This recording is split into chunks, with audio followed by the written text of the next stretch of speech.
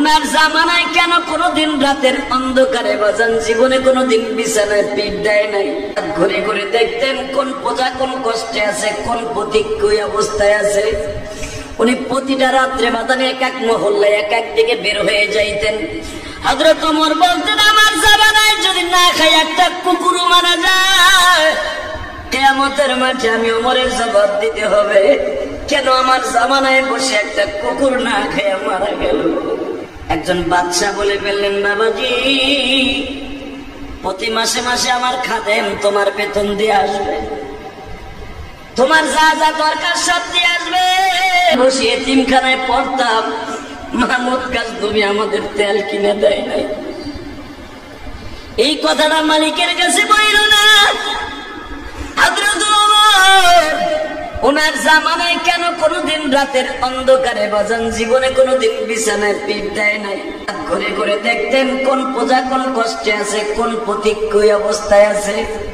উনি প্রতিটা রাত্রে বাজানে এক এক মহল্লায় এক এক দিকে বের হয়ে যাইতেন। হযরত ওমর বলতেন, আমার জামানায় যদি না খাই একটা কুকুর মারা যায়, কিয়ামতের মাঠে আমি ওমরের জবাব দিতে হবে, কেন আমার জামানায় বসে একটা কুকুর না খেয়ে মারা গেল। এটা যদি ওমরের জিন্দেগি হয়, আমি মাহমুদ গাজনবী মাওলার কাছে কি জবাব দিব?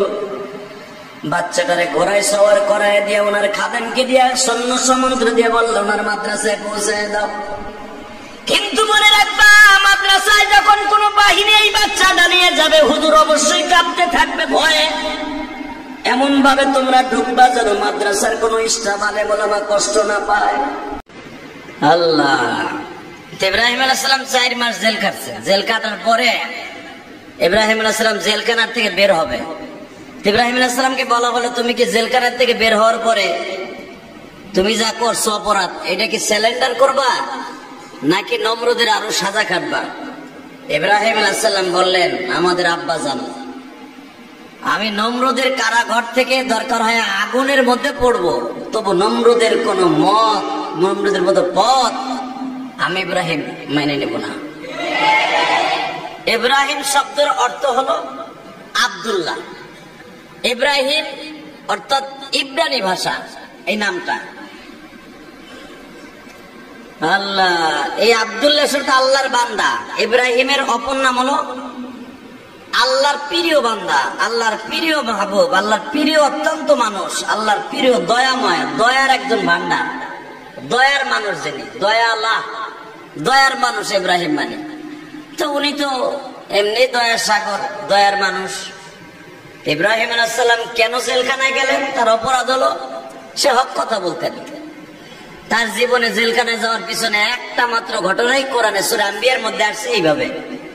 সেটা হলো এই, ইব্রাহিম আলাইহিস সালামের আব্বা অসুস্থ হয়েছে, জ্বর হয়েছে,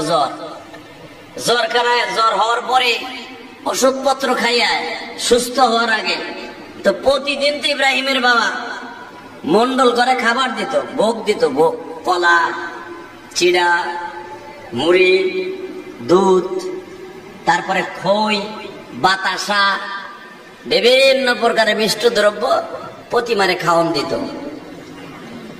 মূর্তি কি খায়? মনে হয় খায়। এই মেয়ে বিল্ডিং এর খুঁটিও যা, হিন্দুরা যারে পূজা দেয় ওই খুঁটি, ওই মূর্তিও তা।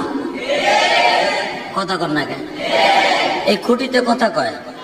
সারাদিন যদি খুঁটির নিচে আপনি দুধ কলা চলে দিয়ে কন আপনি যে তুই মসজিদের খুঁটি, তুই পবিত্র খুঁটি, দুধ কলা দিয়ে গেলাম, সকালে তুই অর্ধেক খাইছ আর আমি অর্ধেক খাইব?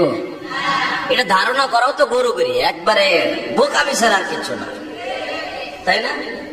ঠিক সূরা আম্বিয়ার ভিতরে আল্লাহ তাই কথাই বলেন। আমি তো হাফেজ না, শুধু বাংলাটা বলি।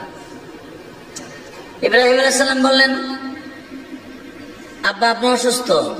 হ্যাঁ। তো ওই জামানায় দেখবেন আগের অঞ্চলে, গ্রাম অঞ্চলে মসজিদ গুলো থাকতো একটু দূরে, তাই না? বাড়ির থেকে দূরে থাকতো। এখন তো বাড়ির উপরের সাথে রাস্তা দিয়ে মসজিদ করে, অনেকে বাড়ির উপরে মসজিদ করে। ততদিন তিনকালে 2-4-10 গ্রাম মিলে একটা মসজিদ এমন জায়গায় উঠাইতো যে জায়গায় সবাই আসতে কষ্ট হইতো না। ধান খেতের, পাট খেতের ভিতর দিয়ে যাইয়া মসজিদে উঠতো। দাঁড়ান দাঁড়ান দাঁড়ান, ইউসুফ আলাইহিস সালামের যে বডিগার্ড ছিল, লাফ দিয়ে ধরে কাল্লা বিডি কয় 200 পাওয়ার আছে না নাই? কারণ কি জানেন? এই ইউসুফ রে 12টা বছর এই মহিলা নিজে গোসল দিত, নিজে জামা পরাইত, কোন দাস দাসীরে দিয়ে সে ইউসুফের জামা ধোয়াইতো না, পছন্দ হইতো না। ইউসুফের জামা সে নিজে দিয়ে দিত। আপনাকে মন খারাপ মনে হয়? সুবহানাল্লাহ মোল্লা যা কনে তাদের কানে আহে না। আর এটা তো জায়গা না, যেইভাবে বাস যায় রাস্তা শুদ্ধ কাবে। কিন্তু আমি ভাবতেছিলাম যে ট্রাকের সাথে বুঝে আপনাকে সুবহানাল্লাহ আওয়াজ একটু বেশি হইব, তা হয় না। এইবার হইব, তাই না? ইউসুফ আলাইহিস সালামের সমস্ত খাদেমদেরকে বলছে, সব এই বেটার লাগে কথা কইতে দে। আল্লাহর পয়গম্বর ইউসুফ বলে, কি মা বলেন, কি হয়েছে? জুলাইখা জিব্বা কামড়েগা।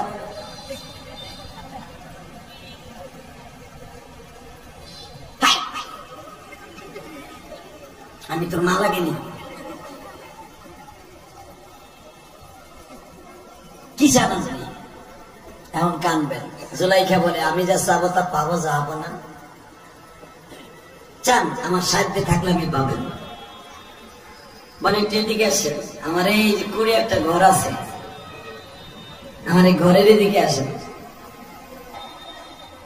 অবাজান এদিকে তাকান। আল্লাহর পয়গম্বর ইউসুফ কুড়িয়া ঘরের কাছে গেছে, যে বলে, কি বলতে চান বলেন আপনি, আমি একটা জিনিস আপনার কাছে চাইবো, দিবেন? ইউসুফ বলেন, আমার সাহায্যে থাকলে আমি দিব। আপনার সাহায্যে না থাকলে যদি না পারেন, চেষ্টা করবো, আপনি বলেন। এখন দিনটা নরম করবেন। মহিলাটা আস্তে করে হাত দিয়ে বলে, ইউসুফ রে,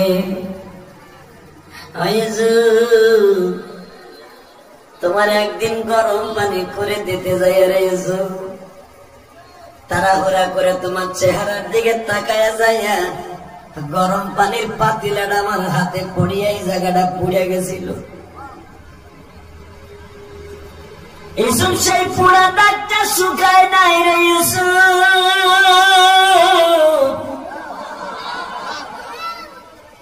যদি দিতে চাও রে ইউসুফ, আমার এই পোড়া দাগটার মেডিসিন দাও।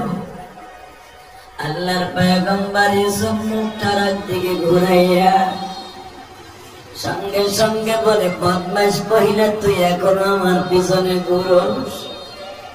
প্রতিশোধের দাবানল জ্বলতে থাকবে, আপনি মনে রাখবেন। আমার মতো নাওয়াটাই আলেমের কথা কিছু কোনো কিছু মনে হবে না আপনাদের, কিন্তু যখন একটা বাইজা যাবে তখন বুঝবেন কি হয়েছে। শুধু আপনাদের খেদমত আরজ করতে চাই, বিশ্বনবীর রাজনীতি এটা নয়। বিশ্বনবী আবু সুফিয়ানকে যদি কইতেন, বহুত জ্বালাইছর আমারে, তোর নিজের নেতৃত্বে আমার বাড়ি ঘর জ্বালাইছর, আবু বকরের বাড়ি ঘর জ্বালাইছর, ওমরের দোকান গুলা তোরা তসতস করে দিছ, দখল করে নিছর, এখন তোরে আমি টুকরা টুকরা করবো। আমার নবী পারত কি পারত না? এ হেন্দা যায় তার স্বামীরে থাপড়াইছে, তার স্বামী যাইয়া স্ত্রীকে মারতে পারতো না? এটা তো মুসলমানের কাজ না। আমরা সভ্যতা জানি, আমরা আইন কোনোদিন হাতে নেই না। যারা আইন হাতে নিছে তাদের বিচার করে। কথা বল না কেন? মুসলমান আগে কেউ মারে না, মাইরে আক্রান্ত হলে তখন আর কেউ ছাড়ে না। এটা আমার নবীর অ্যাকশন। তো দেখেন, আমি বুঝাই দিয়ে আজকে আপনি ভাবেন না আমি কোরআন হাদিস থেকে বাইরে বলছি। হেন্দা কালেমা বললেন, হেন্দার বান্ধবী কালেমা বললেন, যে শুধু মক্কায় সবচেয়ে বড় লেডিস ফার্স্ট। হেন্দার বান্ধবী আকলিমা, আলহামদুলিল্লাহ বলতে পারলেন না? আমার নবীর শাশুড়ির বান্ধবী কি হয়? হেও তো শাশুড়ি। আকলিমা যখন কালেমা বললেন, এরা দুইজনই, এক দুইজন না, 4000 মহিলাকে কালেমা করেছে, তাও 1 ঘন্টার ভিতরে। যদি কেন কেমনে দুইজনে পড়াই দিছে কালেমা, ওরা দাওয়াত শুরু করছে। 4 ঘন্টা নবী মোহাম্মদ টাইম দিছে। 4 ঘন্টার ভিতরে কালেমা পড়বি না মক্কা ছাড়বি, এক দাওয়াত। 4 ঘন্টার ভিতরে কালেমা পড়বি না, আমি আবু সুফিয়ান প্রেসিডেন্টের বিবি বললাম, কালেমা পড়বি না মক্কা ছাড়বি, নাহলে ফাটা বাসের ভিতরে ফেলাই পিটাবো। তো হেন্দা সে এক তো প্রেসিডেন্টের মাইয়া, প্রেসিডেন্টের বউ, প্রেসিডেন্টের মা, হ্যাঁ ফ্যামিলিটাই প্রেসিডেন্ট। সে যখন ডাক দিছে কালেমা পড়বি না, ফাটা বাসের মধ্যে ফেলাই পিটাবো। এখন মক্কা মুহাম্মাদের হাতে। নবীর কেন এই খবরটা গেল যে মহিলারা যারা দাওয়াত দিতেছে ফাটা বাসের মধ্যে ফেলে পিডামু, কালেমা না পড়লে 4 ঘন্টার ভিতরে মক্কা ছাড়বি নাহলে কালেমা পড়বি। এই কথা যখন বলছে, এখন আমার নবীর মাইন্ডে লেগে গেছে যে এই কথাগুলো কেমন হইলো। এটা তো বলবে মুহাম্মদ জালিম, মক্কা দখল করছে খুব জোর করে। এই কথা বলার সঙ্গে সঙ্গে আমার নবী সবাইরে ডাকলেন, ডেকে বললেন এটা মুহাম্মদ সাল্লাল্লাহু আলাইহি ওয়াসাল্লামের রাজনীতি না। আমার নবী বললেন, শাশুড়িরা, আমার মায়েরা, বোনেরা, আপনারা দাওয়াত ও তাবলীগের কাজ করবেন বুঝায় শুনে। যদি এরপরে না হয়, উপরের থেকে আবার একটা ডিক্লার আসবে, আমি আল্লাহর হুকুম ছাড়া কোনো কাজ করি না। বাজান রে, 4 ঘন্টা কোনো শেষ হয় নাই, 1-2 জন নয় বাজান রে, 4000-এর মতো কালেমা পড়ে মুসলমান হইলেন। 4 ঘন্টা পরে আমার আল্লাহর হুকুম আবার নতুন করে নাজিল হইল। আমার নবী বলে দিলেন, আমি আবার নতুন শরিয়ত চালু করলাম, আমি আরেকদিন আপনাদের জন্য বাড়াইলাম। সেই জিনিসটা হলো, আবু সুফিয়ান তখন কালেমা পড়ে মুসলমান হয়ে গেছে। আবু সুফিয়ানের বাড়ি যেও যদি আপনারা